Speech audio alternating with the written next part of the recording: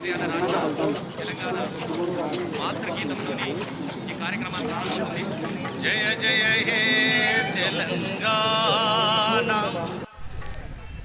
జననీ జయ కేతనం ముకోటి గొంతుకలు ఒక్కటైన చేతనం. జయ జయ హే తెలంగాణ జననీ జయ కేతనం ముకోటి గొంతుకలు ఒక్కటైన చేతనం. జయ జయ హే తెలంగాణ జననీ జయ కేతనం ముకోటి గొంతుకలు ఒక్కటైన చేతనం. తరతరాల చరిత గల తల్లి నీరాజనం తరతరాల చరిత గల తల్లి నీరాజనం తరతరాల చరిత గల తల్లి నీరాజనం తరతరాల చరిత గల తల్లి నీరాజనం. పది పిల్లల నీ పిల్లలు కలవిల్లి శుభ తరుణం. జై తెలంగాణ జై జై తెలంగాణ జై తెలంగాణ జై జై తెలంగాణ. జయ జయ హే తెలంగాణ జననీ జయ కేతనం ముకోటి గొంతుకలు ఒక్కటైన చేతనం. జయ జయ హే తెలంగాణ జననీ జయ కేతనం ముకోటి గొంతుకలు ఒక్కటైన చేతనం. కవి గాయక వైతాళిక కళల మందిరాలు కపుటములు కముటకి శారద కరణాలు. కవి గాయక వైతాళిక కళల మందిరాలు పల్లవుల తిరుతల్లుల ప్రతిముల మురంతిల్లగ పల్లవుల తిరుతల్లుల అనునిత్యముని గానం అమ్మ నీవు మా ప్రాణం. జై తెలంగాణ జై జై తెలంగాణ జై తెలంగాణ జై జై తెలంగాణ. జయ జయ హే తెలంగాణ జననీ జయ కేతనం ముకోటి గొంతుకలు ఒక్కటైన చేతనం. జయ జయ హే తెలంగాణ జననీ జయ కేతనం ముకోటి గొంతుకలు ఒక్కటైన చేతనం. జానపద జన జీవన జవలీలు జాలువార జాతిని జాగృత పరిచే గీతాల జనగాద. జానపద జన జీవన జవలీలు జాలువార జాతిని జాగృత పరిచే గీతాల జనగాదన. వెలకొలదిగా వీరులు వెలబొలికి పోతేనేమి వెలకొలదిగా వీరులు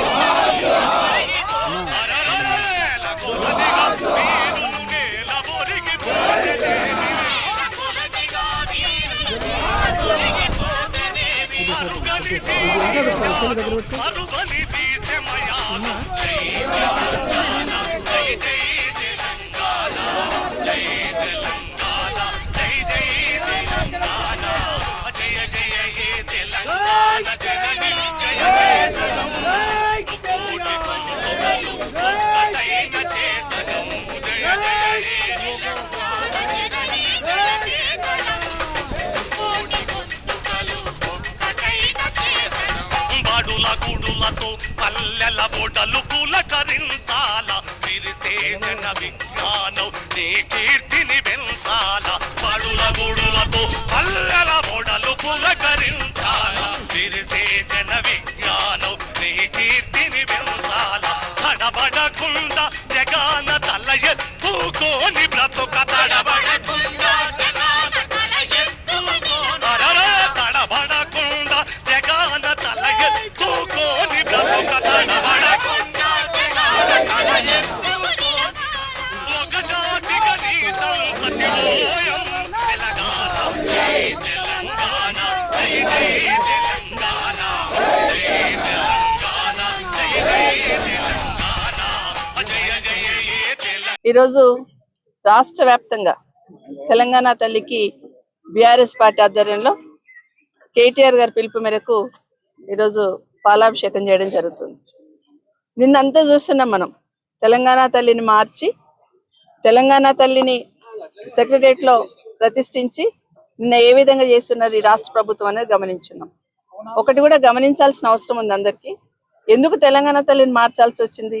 తెలంగాణ తల్లి ఈరోజు ఆ రోజు ఉద్యమ స్ఫూర్తితో నిర్మించుకున్న తెలంగాణ తల్లి తను. ఆ రోజు తెలంగాణ అస్తిత్వానికి ప్రతీకగా తెలంగాణ తల్లిని ఆ రోజు ప్రతిష్ఠించుకున్నాం.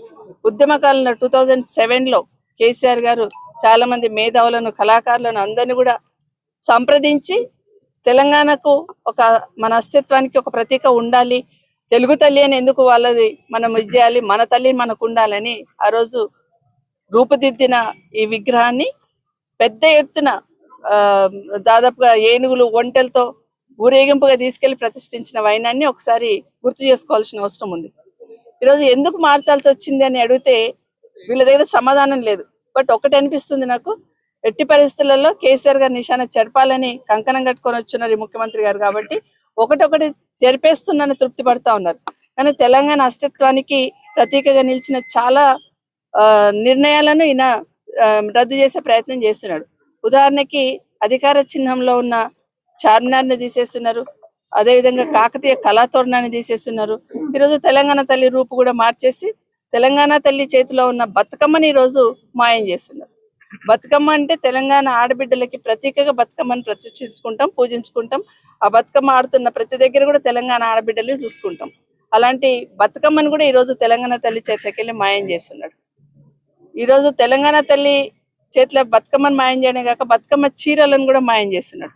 ఇట్లా ఒకటి కేసీఆర్ గారు ఆనవాళ్ళు చెడపాలనే ప్రయత్నంలో తెలంగాణ అస్తిత్వానికి దెబ్బతీసే ప్రయత్నం చేస్తా ఉన్నారు.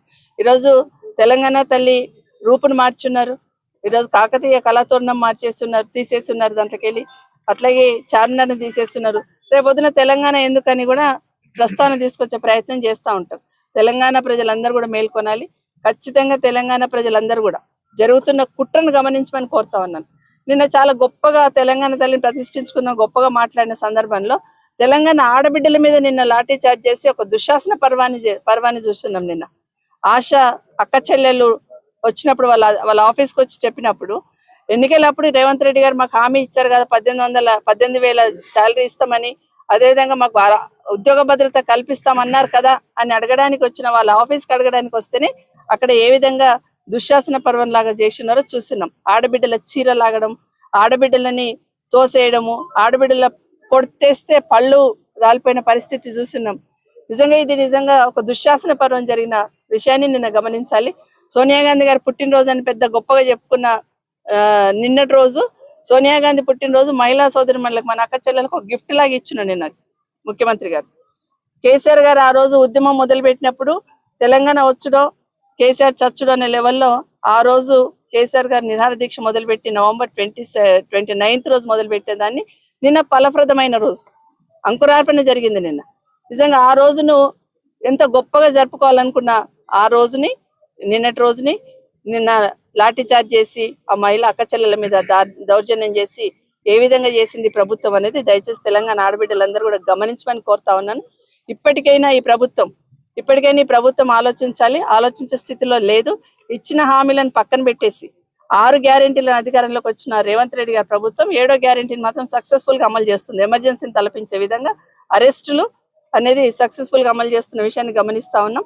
ఖచ్చితంగా తెలంగాణ ప్రజలు మార్పు అని వచ్చిన రేవంత్ రెడ్డి గారు ప్రజల జీవితాల్లో మార్పు తీసుకురావడం పక్కన పెట్టి ఇలాంటి వాట్లలో మార్పు తీసుకొచ్చే ప్రయత్నం చేస్తా ఉన్నారు.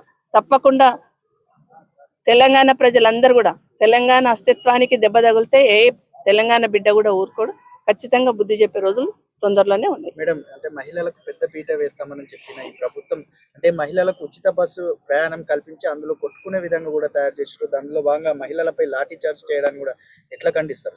మహిళల పేరు చెప్పుకొని పబ్బం గడుపుకోవడం కాదండి. నిజంగా మహిళలకు ఏం చేశారని చూస్తే కేసీఆర్ గారి ప్రభుత్వం 10 సంవత్సరాలు మహిళల్ని నిజంగానే మహారాణులాగా చూసుకున్నారు.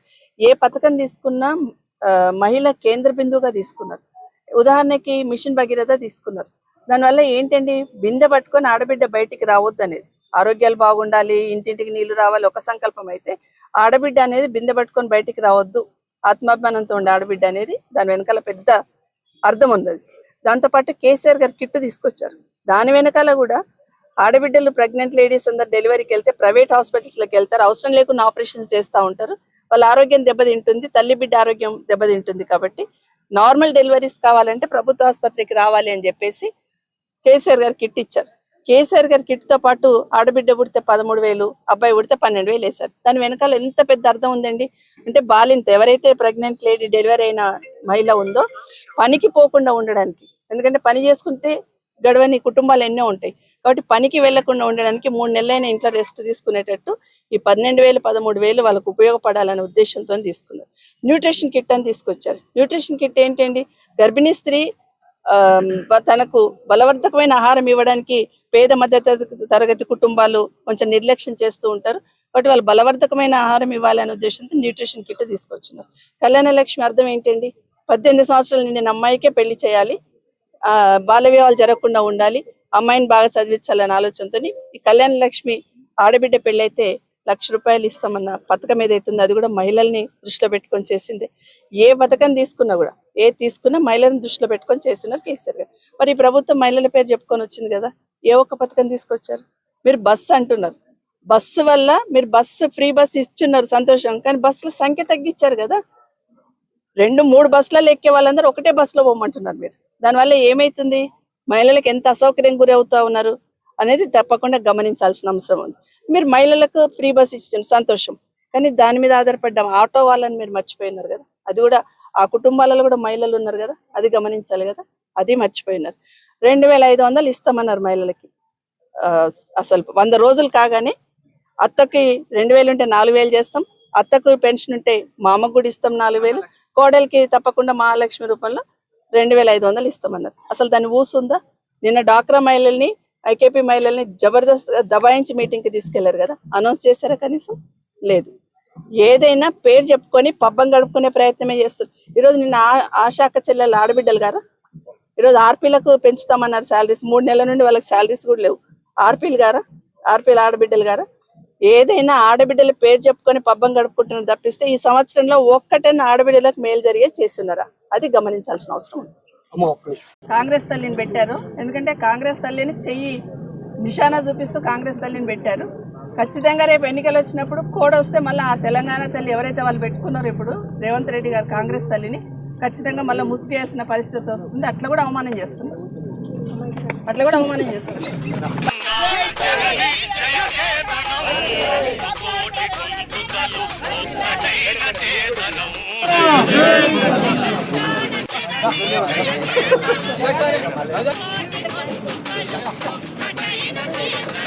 గోదావరి కృష్ణమ్మలు తల్లి నిన్ను తడుపంగా పచ్చని మహేలు పచ్చని తీరులు కురువంగా, గోదావరి కృష్ణమ్మలు తల్లి నిన్ను తడుపంగా పచ్చని మహేలు పచ్చని తీరులు కురువంగా.